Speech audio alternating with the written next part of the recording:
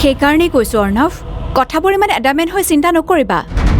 যিখন ঘৰৰ ভিতৰত ঘৰৰ মানুহেই দাদাক বিষ খুৱাই হত্যা কৰিব পাৰে, সেইখন ঘৰৰ কাৰণে কোনো কথাই অসম্ভৱ নহয়। আৰু চোৱা অৰ্ণৱ, মোৰ কাৰণে পৰী বা বৰ্মা মোৰ শত্ৰু নহয়। তুমি পৰীক নেদেখিলা সঁচা, কাৰণ তুমি সেইখিনি জেগালৈ অকণমান দেৰিকৈ আহিছিলা, কিন্তু মোক দেখাৰ লগে লগে পৰী সেইখিনিৰ পৰা পলাই গৈছিল, সেইটোও সঁচা। যদি সেইটোৱে হয়, তাই পলাই গৈছিল কিয়? তাইতো তোমাক মাতিব লাগিছিল। মইনো তোমাক কৈ আছো কি, মানুহ পলাই কেতিয়া? যেতিয়া কিবা এটা কাম কৰি ধৰা পৰি যোৱাৰ ভয় থাকে। পৰীয়ে নিশ্চয় সেই ল'ৰাটোৰ লগত তেনেকুৱা কিবাই কৰি আছিলে। পৰীক নেদেখিলেও সেই ল'ৰাটোক কিন্তু মই ক'ৰবাত দেখিছোঁ। মইনো কৈ আছো কি, কথাবিলাক ইমান সহজভাৱে নল'বা।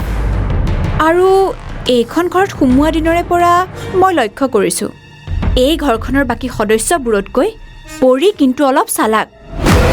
কিন্তু তাইৰ চালাকি আজি মোৰ ওচৰত ধৰা পৰি গ'ল। কেনেকৈ? চোৱা, পৰীটো অফিচৰ পৰা অথনিয়ে আহিল, কিন্তু তাইক ফ্ৰেছ যেন লাগিছেনে? ইনফেক্ট তাইৰ ড্ৰেছযোৰো বিচনাৰ ওপৰতে পৰি আছে। কিয় তুমি দেখা নাই? নেদেখিবাই। তোমালোক ল'ৰা মানুহবিলাকে ইমান সৰু সৰু কথাত চকু নিদিয়া, কিন্তু মই দিছোঁ। যদি পৰীয়ে ফাঁকি দিছে, তেতিয়াহ'লে পৰীক ফাঁকি দিয়াত বৰ্মায়ো সহায় কৰিছে। ডেফিনেটলি। বৰ্মাটো আৰু বেলেগ গ্ৰহৰ পৰা অহা প্ৰাণী নহয় যে মিছা কথা নক'ব।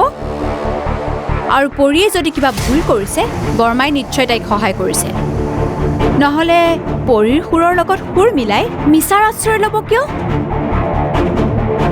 তেনেহ'লে পৰীয়ে কিবা চক্ৰান্ত কৰা নাইতো? নে কাৰোবাৰ কথা মতে কাম কৰিছে? চোৱা অৰ্ণৱ, এইখন ঘৰত একো কথাই অসম্ভৱ নহয়। এই ঘৰখনত আচলতে দেউতা, ধৰণিকাই আৰু ডাঙৰবোৰ বাহিৰে আন কাকোৱে বিশ্বাস কৰিব নোৱাৰি। অৱশ্যে ডাঙৰ বৌকো আজিকালি যথেষ্ট পৰিৱৰ্তন হোৱা যেন দেখা গৈছে। মানে কি বা হৈছে?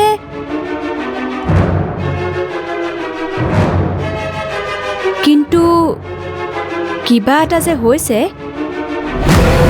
সেইটো কিন্তু মই খাটাং।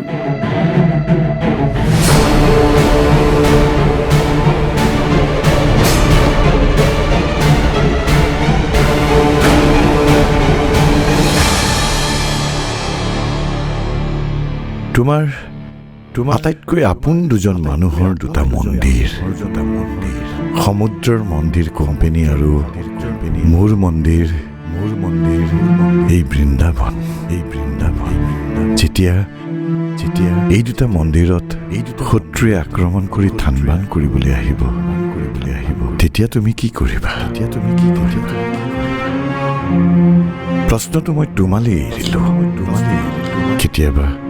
কেতিয়াৰ উত্তৰ বিচাৰি পালে মোক জনাবা।